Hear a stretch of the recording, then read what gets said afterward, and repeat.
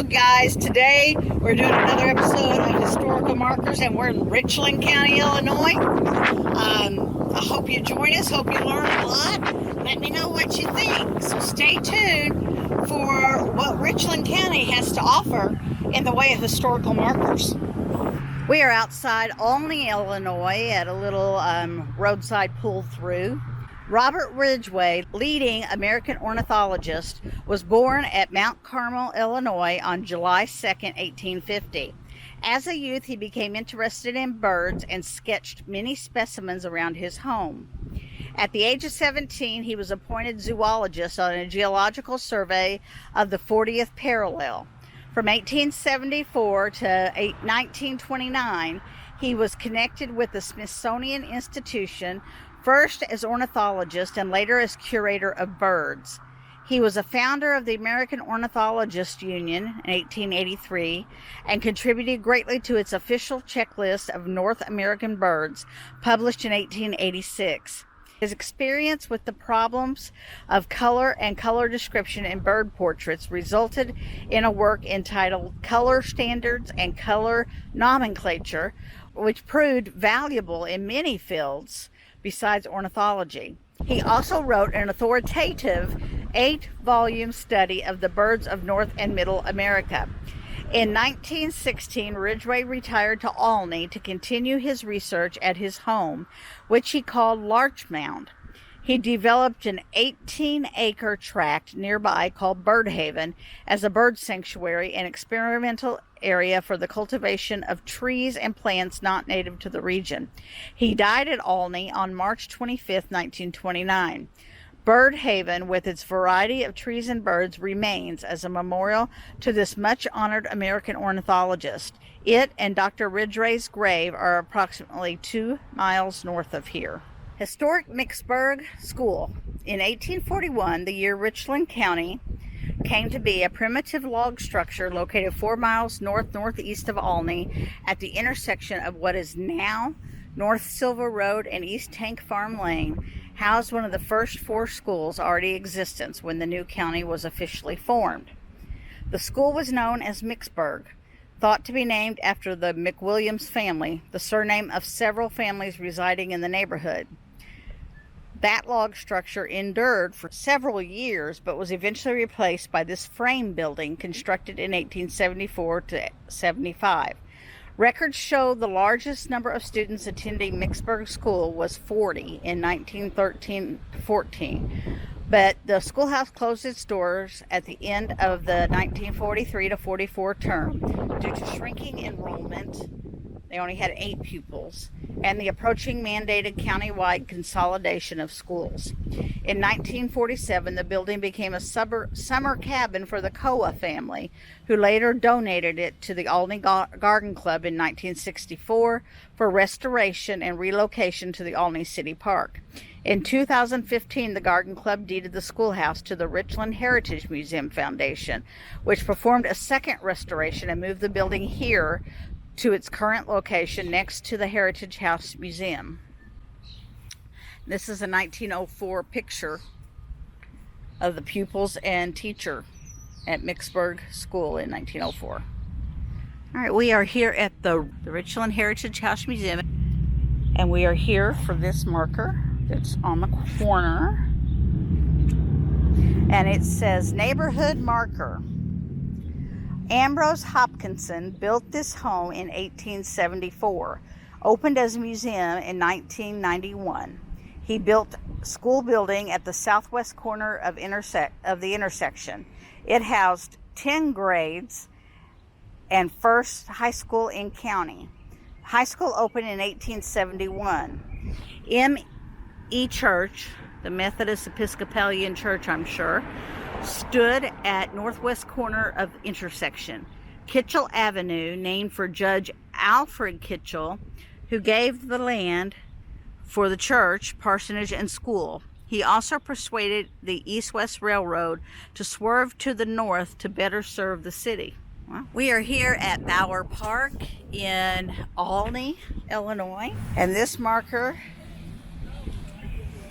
is Bower Park, established May 10th, 1876. named in honor of William Bower, previously known as Tower Park, for a 125-foot tall brick steel water tower from 1892 to 1927. Fire Bell Tower, city weight scales, 1895 to 1966, were located here. We're still in Bower Park. This is the other side of the marker. It does say Bird Haven, established October 4th, 1906. World famous arboretum developed by Robert and Julia Ridgway, named by Julia for a variety of plants, trees, and birds, located north of Olney along East Fork Lake. January 2nd, 1850, Robert Ridgway. March 25th, 1929. This marker outside the Richland County Courthouse marks the Lincoln and Douglas debates in Olney. During the presidential campaign of 1856, Abraham Lincoln and Stephen A. Douglas spoke in Olney at separate political rallies held the same day, Saturday, September 20th. In the morning, Douglas spoke in a grove near town at a Democratic rally for Buchanan and Breckinridge. In the afternoon, Lincoln spoke at the courthouse at a Republican rally for Fremont and Dayton. The Republican speakers, Lincoln, Senator Lyman Trumbull, and Ebenezer Peck of Chicago, also attended the Democratic rally. On the previous day, they had challenged the Democrats to a debate, but the Democrats were confident of victory and did not accept. Cool. That's interesting to know. All right, we are here at the Richland County Courthouse in Olney, Illinois. And there are a couple of markers here.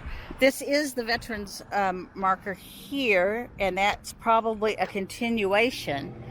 But we are going up here to, this marker is actually the one we're looking for. And it says, in memory of the World War veterans, 1979 to 1918. Rededicated to all veterans of all wars, sponsored by the Richland County Veterans Association. And it's a tower-like monument right here in front of the courthouse. All right, we are here at the Olney City Park. Got a nice little birdie on our marker there. Too bad it's not a white squirrel. I mean, that's what they're known for here. But I've not spotted any yet. Solar power in Olney. Now, it says in 1902, the first experimental solar power plant was built in Olney, Illinois by H.E. Willsey and John Boyle Jr., two American engineers. Their solar power plant was based on an 1885 design developed by the French engineer Tellier. Between 1892 and 1908, Willsey and Boyle experimented with their low-temperature solar plants that utilized hot boxes to heat water. Their hot box solar power plant was patented in 1903. The results were published on May 13, 1909 in the issue of Engineering News. All right, we are here still in the Olney City Park, and we are here for this marker. Right at the entrance to the park, it says the history of the Olney albino gray squirrel. There were two people who discovered the Olney albino gray squirrel at about the same time, but in different places. William Yates Stroop caught albinos near his farmhouse 4 miles southeast of Olney. George W. Ridgely captured albinos on his farm 6 miles southeast of Sumner, Illinois. In 1902, both brought their squirrels to Olney, and they were displayed in the window of Jasper Banks Saloon on Maiden Street. Poor things. Later, they were brought to a woods near Douglas and Silver Street, and so populates the city of Olney. So there are white albino squirrels populating the city. I have not seen one yet at this time, but as we drive around Olney, I am keeping my eyes out for a white squirrel, because that's kind of their mascot now. So I gotta see one. We are in Dundas, Illinois, in front of the Dundas Ruritan building, and we're here for this marker. It says, this monument was erected to commemorate the determination of 1950 Center of Population of United States of America in Richland County, Illinois, and was dedicated October 18, 1951 at the ceremony attended by Adlai Stevenson, Governor of Illinois, Henry R. Schriker, Governor of State of Indiana, Charles Sawyer, Secretary of Commerce of the USA. The 1950 Census of Population conducted by the Bureau of the Census, U.S. Department of Commerce, determined the center of population of the United States to be at latitude 38 degrees 50 minutes 21 seconds north and longitude 88 degrees 9 minutes 33 seconds west. This marker is located near the center of population. We are here in Noble, Illinois, across from the Noble City Park for this little oddity. It's kind of cool.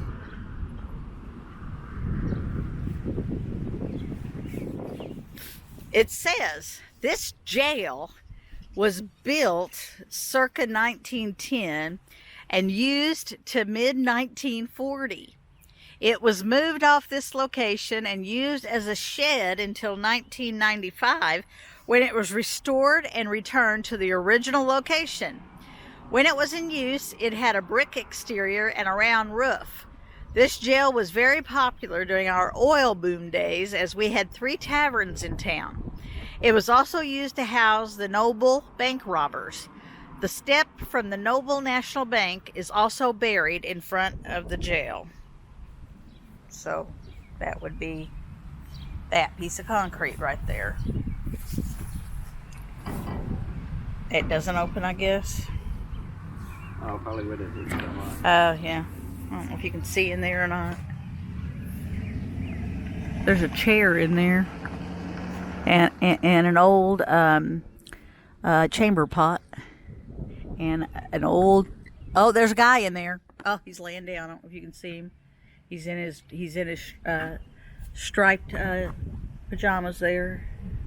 All right, guys, that was Richland County, Illinois, historical markers. I hope that you've enjoyed the episode. Let me know what you think of my horrible skills with holding this camera in the right place. But seriously, let me know what you think of and what you thought of Richland County, and we'll head on to the next one after that. So stay tuned for more historical markers on the Freedom Film Life.